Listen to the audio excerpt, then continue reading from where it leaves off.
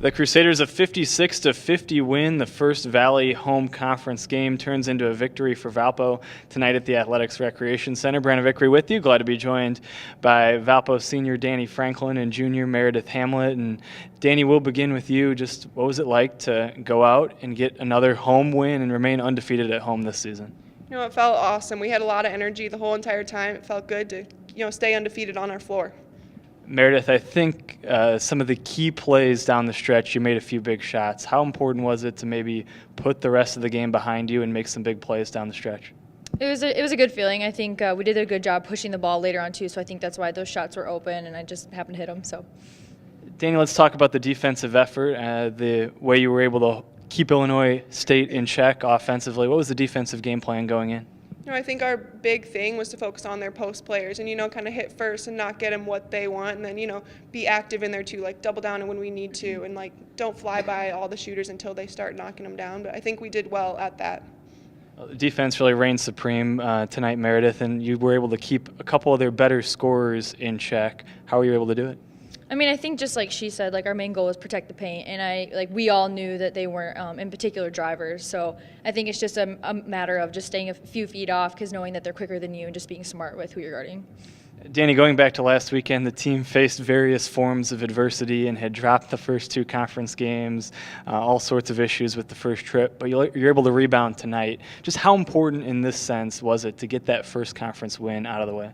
I think it just feels good. I think to be in a new conference and to make our presence known that we're here to play and we're here to battle, even though we didn't do as well those first two games, we're here now and we're ready to go.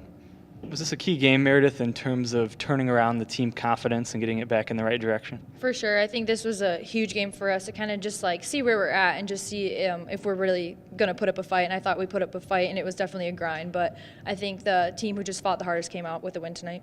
There you have it, a couple of the key performers from tonight's win, Danny Franklin and Meredith Hamlet. Now we'll visit with the head coach of the Crusaders, Tracy Doro, about tonight's win over Illinois State. And Coach, you did enough to get the win tonight. As I talked with them, just how important was it to get on the board in terms of that first conference win of the year? It feels so good, and I know that all of our young ladies were super excited and pumped that they did it the hard way. We didn't shoot the ball particularly well, didn't make that many shots, although we shot decent from the three-point line, and we got to the free throw line and hit those as well. But it feels really good to get going here at home again.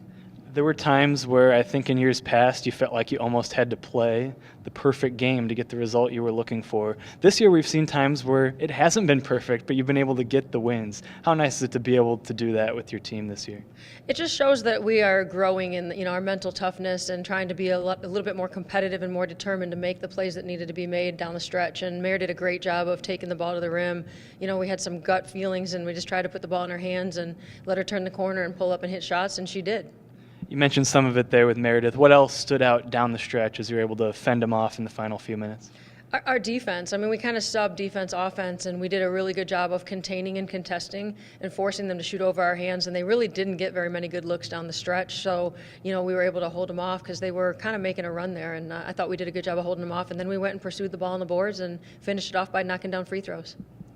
They were trying to shoot the three, but didn't get off a lot of good looks, and those that they did, they missed. What was the strategy in terms of three-point defense? Really allow them to catch the ball around the three-point line and not fly at them, close out under control with a high hand and make them shoot over us. And they weren't very comfortable. So most of the threes that they got, they rushed or they were altered a little bit, and they didn't go for them. Season longest in terms of the homestand, 3 straight games at home. How nice is it to start off this stretch with a win, and how do you propel that into more going forward? We needed the win badly. We've been working extremely hard, and we've been down in numbers between injuries and illnesses and all the different things that have gone on. So it's nice to be here at home and sleeping in our own beds, being able to play in front of our own crowd on our home court where we shoot the ball the most. And, we'll be in the gym a lot this week shooting, and obviously we got to bounce back and be ready to play on Sunday.